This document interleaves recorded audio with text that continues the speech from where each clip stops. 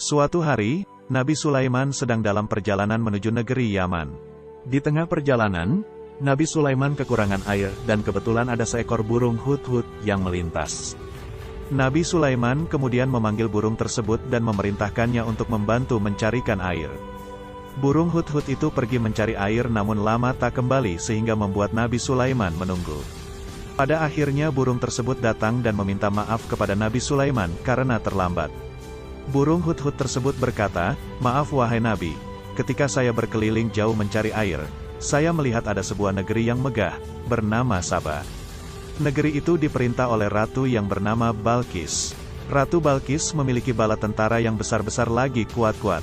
Sayangnya, ratu itu beserta rakyatnya menyembah matahari." Mendengar kabar tersebut, Nabi Sulaiman mengirim surat melalui burung hudhud kepada Ratu Balqis yang isinya berupa seruan kepadanya dan rakyatnya untuk menyembah Allah.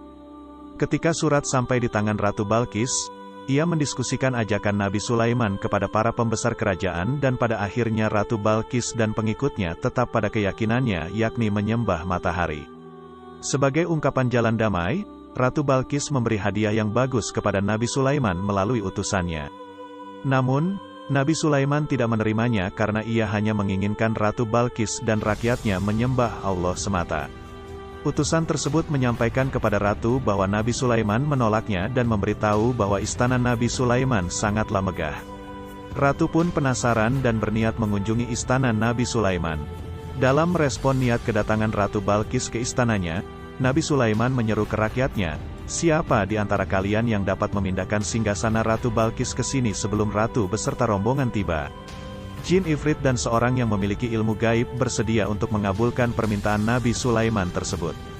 Setibanya di istana Nabi Sulaiman, Ratu Balqis terkagum-kagum karena istana tersebut jauh lebih megah dari istana yang ia miliki.